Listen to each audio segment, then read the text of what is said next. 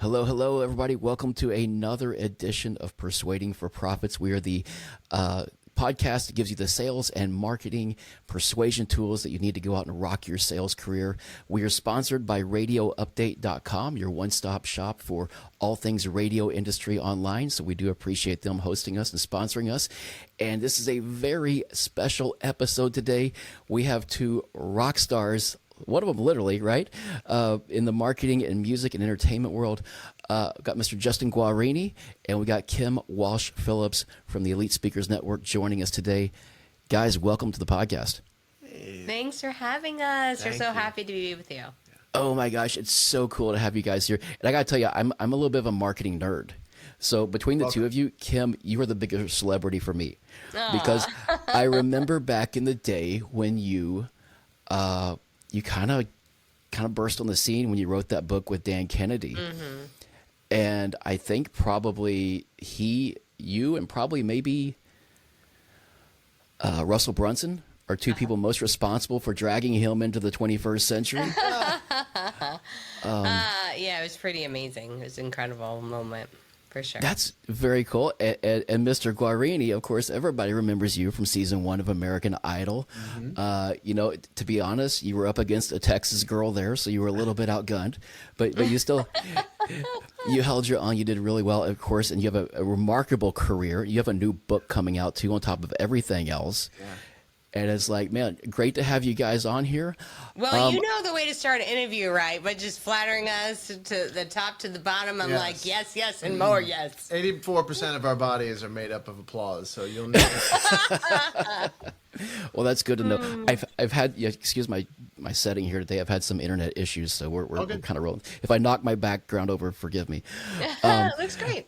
But thank you. Let's get into this then. So we're hosted on RadioUpdate.com.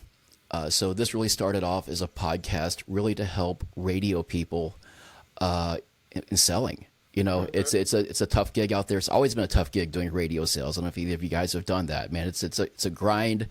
You have to be passionate about it. You have to love what you do. But of course, everything here applies to salespeople all over. Mm-hmm. And so there's always that tension in radio sales between branding and direct response. Which do you do? Radio kind of sells branding. But we're big Dan Kennedy fans here, so there's the direct response aspect of it too. So I guess the first thing to kind of ask you is, like, if I were a small business owner, and we're going to kind of get to what you do exactly shortly here, but what would you counsel somebody if I'm like I have a car dealership and somebody's approaching me with radio advertising? Do you counsel me to go for branding or to find a way to make that a direct response thing? What is your opinion on that? This is what's so interesting of how I got from where I was to this conversation right now, right? My background prior to meeting Dan Kennedy was actually in the branding space. It was in the PR, the celebrity. I was putting on celebrity events. I was growing media coverage. I was doing that whole world of positioning and branding. And then I got into the Dan Kennedy world where everyone's like, things can be ugly. It doesn't matter what it looks like. It doesn't matter your brand. It just needs to be direct response. And I was like, what if we combine both those worlds? What if we actually leverage the power of branding, name recognition, celebrity positioning with a direct response message that would actually drive measurable results? That's where we can have true magic. And that's why I believe I was so successful in applying Dan's principles to social media, because you need to have both elements to work on social. You can't just be direct response and you can't just be branding.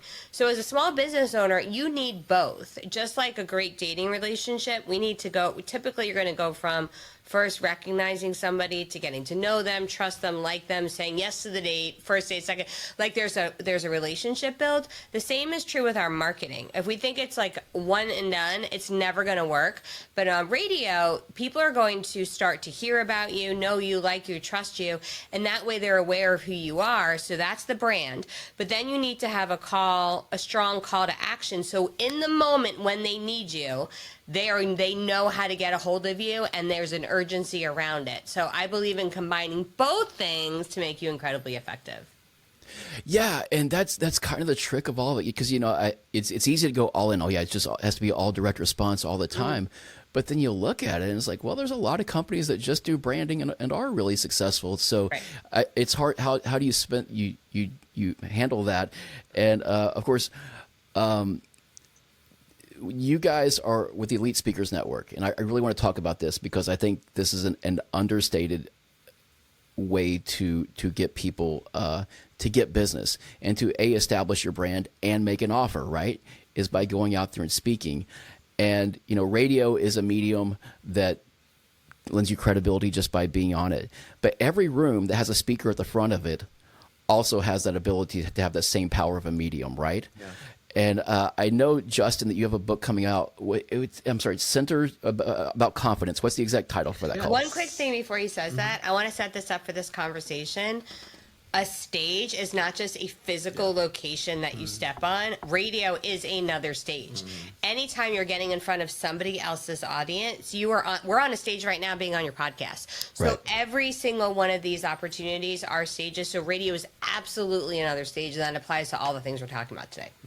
Yeah, and the name of the book is Center Stage Confidence.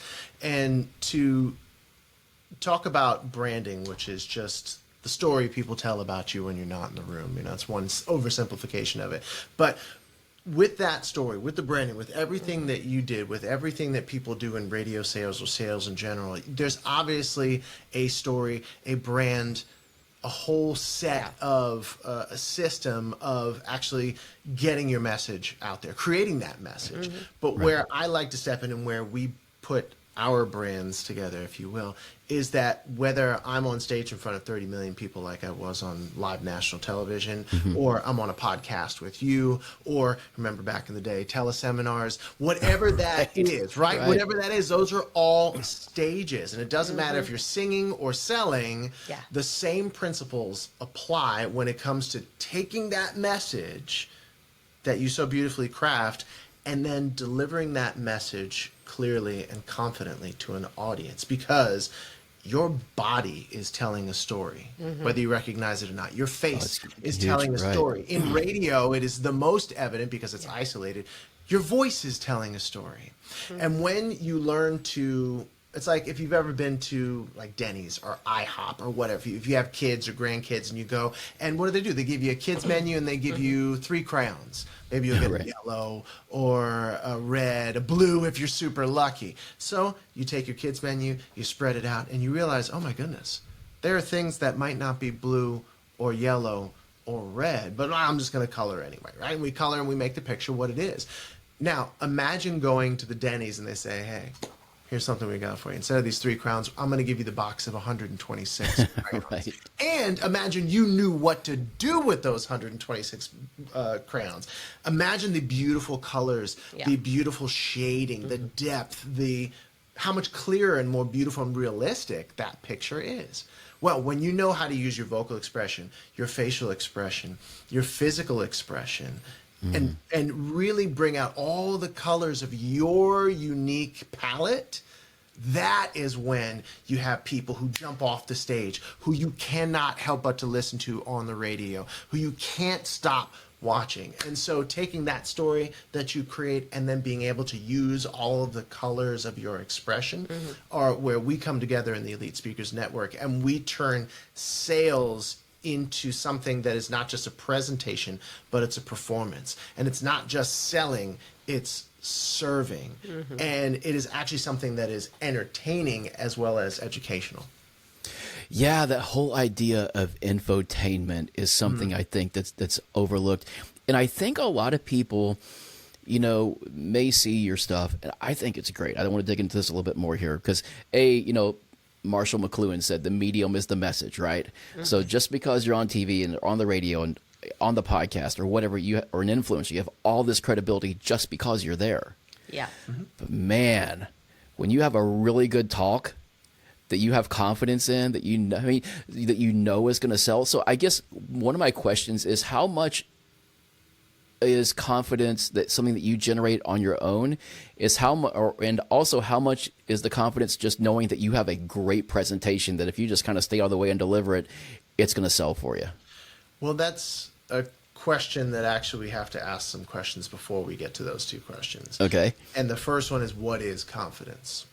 Now, a lot of times we see in the media, speaking of infotainment, in entertainment, in sports, politics, we'll see someone come on and appear really super strong and everyone's looking at them. And more often than not, we confuse arrogance with confidence, especially in sales. You know those salespeople who come out and say, you need to have this, you need to do it, and they get in your face and they're aggressive. That makes me stressed out even. Yeah, like exactly, right? But you understand, but I don't we like know, it. yeah, we know I that, know. right? And I know, I don't and like it's this arrogant energy. Now, arrogance is the energy that squashes other people down, says, I'm smarter than you, I'm more than you, you don't know. And it is this repellent energy. Yeah. Right? You want to get away from people like that. And yet confidence, on the other hand, is an attractive energy.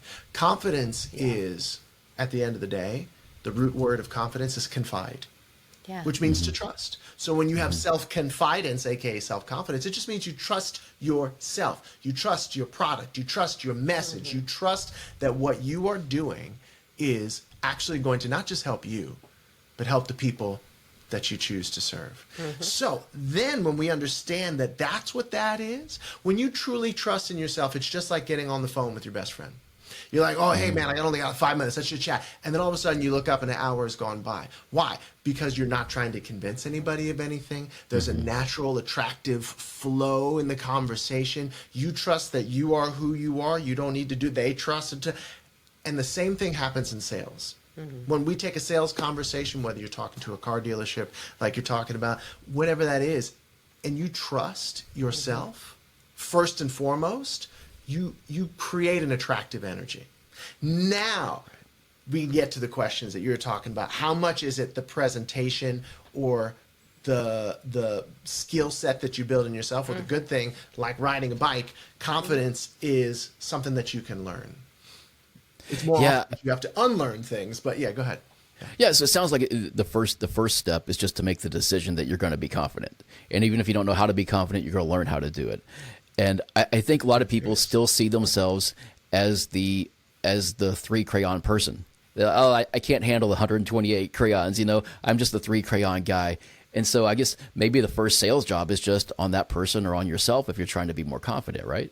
Yeah, I think we talk about this mindset shift, and oftentimes people feel like they need to go from I am not confident to I am the king of the world, and that's not believable, right? We cannot go from I am this to this. So what we say is start to get curious.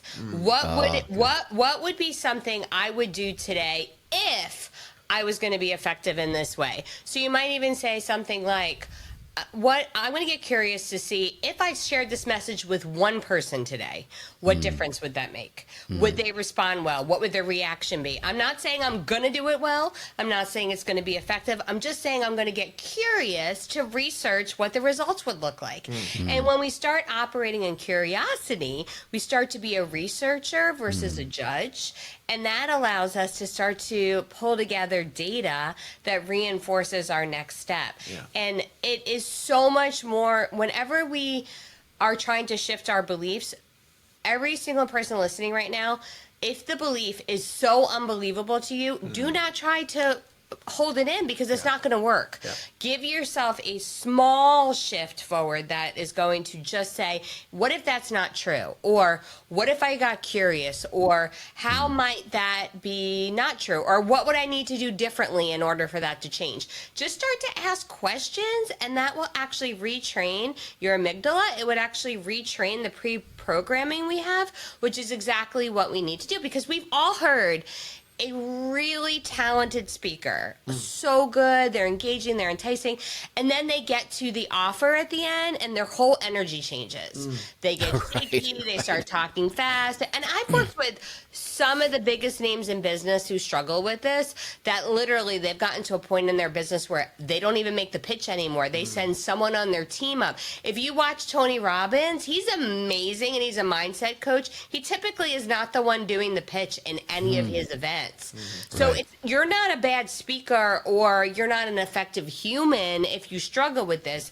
Very normal to have this be in place, but we just start working on a journey to make a change. That is awesome. Most people tell you to act as if, and Right, you're no. even just saying just act what if. That is such a cool. That's so much more accessible, right? Yeah. That's a very cool thing. So I want to talk to you guys really quickly. You're doing some master classes right now, right? I've seen your Facebook page. You have a really cool. What do you call it? An effective talk, or you can do all these things. You can get to the front of the room. You can be confident. You can do all these things. But you guys have broken down a talk into 5 essential parts that is quite honestly brilliant. It's like that also makes it really acceptable to somebody. It's like I can do this part if I can find this part and this part and this part. What are the 5 parts, or what do you kind of just for guys right now? We have a lot of salespeople, especially in the radio world. Your job is going out into the community. It's doing a lot of stuff that isn't sales related. It's building relationships. It's a slow sale. You have to get people to warm up to the ideas of advertising on the radio. So getting in front of the room and giving talks. What are kind of some of the parts that you need in an effective talk to deliver it and get results from it instead of just wasting time at the front of the room? So I want you to think about it like this, like an Uber ride, okay? And if you ever take an Uber or a Lyft and you have a desire to go somewhere, right? Like, so your audience has a desire to go somewhere. They're somewhere right now and they're somewhere they want to go. Okay. And so they have a desire, they have a need, they have an interest. Now think about that's what's happening when you show up in front of an audience. They have a desire, a need, and an interest. They are looking for, as we all are, they are looking for someone to transport them from point A to point B. Right? And as the Uber driver, we've all had moments where we've gotten into a car of an Uber and the driver's like, we actually had this happen recently. We were in Las Vegas. It was literally 120 degrees. We get picked up by the Uber driver. Her windows are open. We're like, what? She had no air conditioning. Oh, no. And she had a face mask on and we're like, what's happening? And also, she was saying how it was broken. She was trying to fix it. She didn't really know if the car was going to work. Like, we were so uncomfortable. There was like, there is no way we're going to follow her on a journey of where we need to go. We actually were like, we're going to shorten it. We're just going to go over here. Thanks so much. Bye. And as a guide, we did not see her as a guide. We didn't want her to guide. You've gotten other times we've gotten in the car and it's like, hello, it's great to see you. Is the temperature okay? Awesome. It's going to be a great ride. Looks like we have this traffic, but I know a different route. Now I feel super comfortable because I'm like, this person knows what they're doing. I'm willing to follow them on the journey. Think of your speech that way.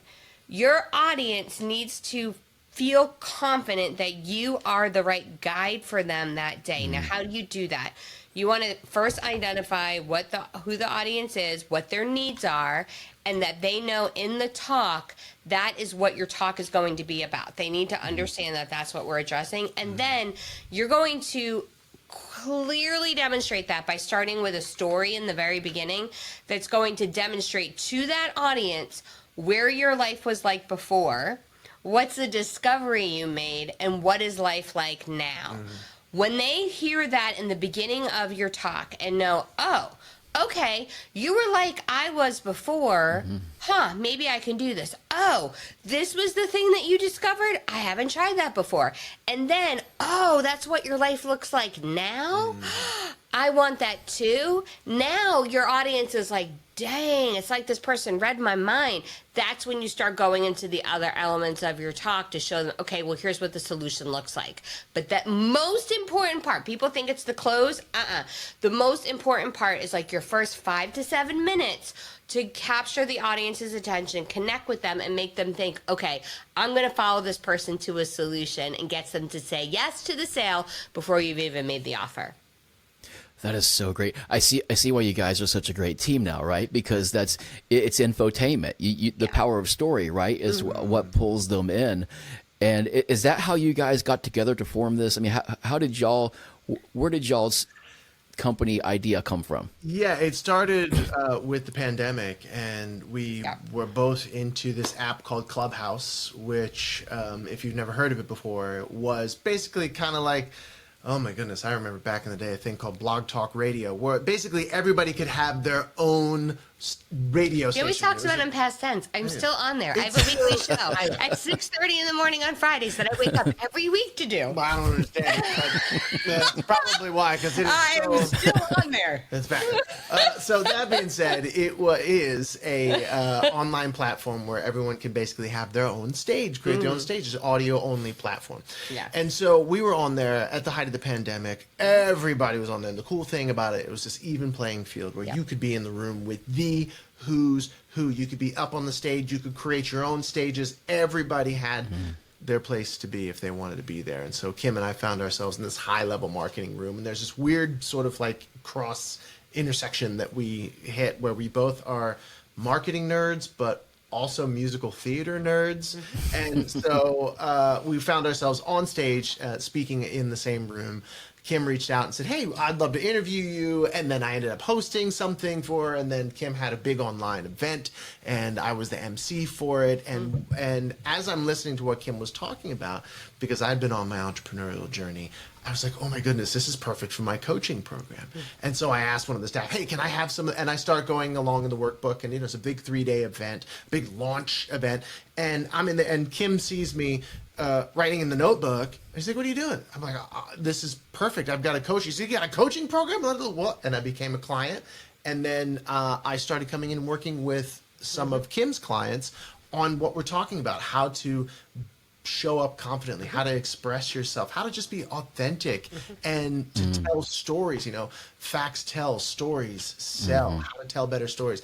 And then we found ourselves on a boat in the Mediterranean, didn't we? Yeah, we were on, I was recruited to be on Bravo's Below Deck Sailing, and I brought Justin Guarini on as my guest. And while we were on the show, we end up coaching all of the crew on their messaging, their purpose, all the things. And a producer pulled us aside and said, do you guys do this together? And we're like, yes. And we're like, we should try that. And so we did. And we've been working together now for 4 years. And it's been amazing. And we've been able to take the same thing that has made me successful for all these years, which is speaking on stage, same thing that made him successful for all these years, performing and entertaining, combine them to actually create a system to grow your business by speaking on stage. And it's been unbelievable.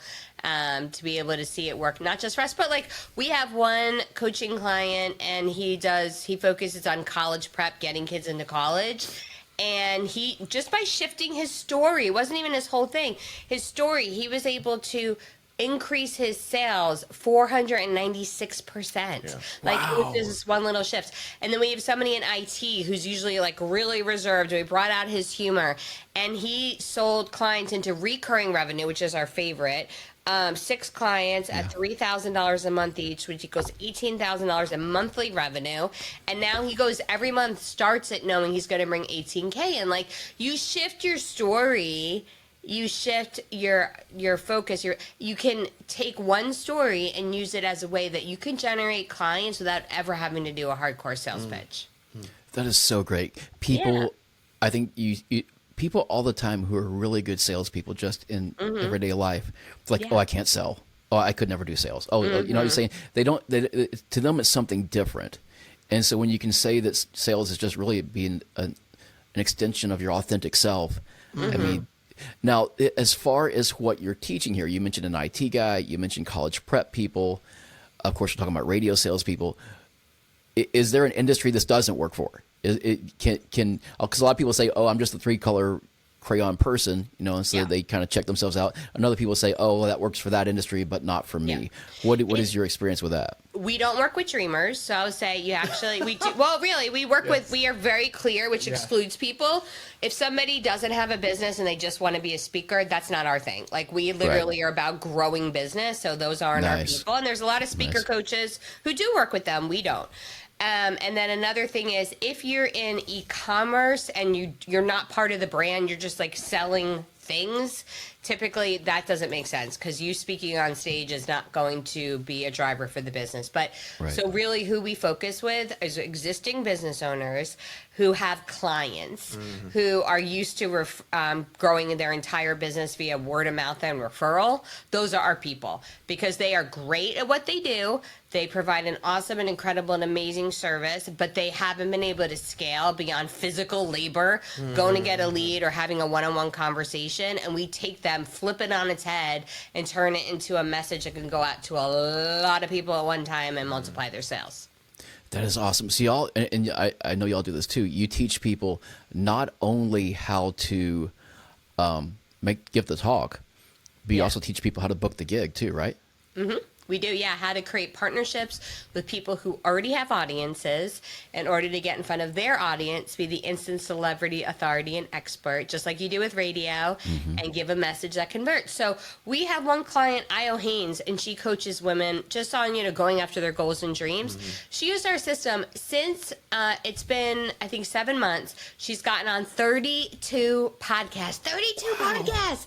And just that alone, no paid advertising. She was able to launch a brand new coaching business and multiply her revenue just from getting on a pot. So it doesn't even have to be TV. It doesn't have to be a first in-person stage. You just literally need to find the right fit audience, get in front of them, tell your story, and you grow your business. Man, that is awesome. Okay, so people want to find out more about y'all, get some of the materials. I downloaded, by the way, the what is it? The $1 Million Talk template. That is awesome. You go out there with just that. You can actually just start, honestly, armed with just that, you can start making some changes right away. That's the whole point. Yeah, because again, sales is service, and we are about value. We are about return on investment. Yeah. And look, the thing about being a guide is that you want to guide people, meet them where they're at, and then guide them to the next logical, easiest step for them to make. Yeah. And that's why great. when you click on milliontalktemplate.com, you download a template that gives you, especially if you have a business, if you have clients, you're used to being out there, you're used to telling your story, it gives you a blueprint, a map to be able to follow to instantly start getting a return on the investment of just downloading, of just saying yes that first time. And based on that, because again, we're all about ROI, we're all about implementation, you have so much information. We all have access to all the information we could ever possibly need. We don't need more information. We need more implementation. And transformation. All the Asians, our two favorite Asians, implementation and transformation. And so that's why we then, once you download the template at milliontalktemplate.com, then there you can find out about working with us even further and going even deeper into this process. Yeah, and you'll get the full thing. We don't hold anything back. We believe in giving massive value up front. We're literally giving you our entire speech script template that you can use right now to create a talk that converts. And you can, for people who sell radio, you can use this template to create effective advertising for your clients. Yeah. This is a thing that they could use. Flipping this same thing could be a 60-second, a 30-second, a 2-minute, a 5-minute interview. You can use the exact same thing with your client so you can leverage to generate more revenue. That is great. I didn't even think about that. We do talk about that a lot, but condensing this to a 60-second thing, a 30-second thing that you play over and over. Yeah, we do it on purpose because at the end of the day, it's a blueprint. Yeah. Yeah. And just like any blueprint, you just follow the steps. But we've designed it to be 30-second, 60-second. If it's a 40-minute speech that you're giving, if it's a 90-minute workshop, the blueprint works when you know how to work it and then work it. Yeah. That is awesome. So it's milliontalktemplate.com, right? That's right. And of course, Kim can be found on Clubhouse and probably MySpace too, right?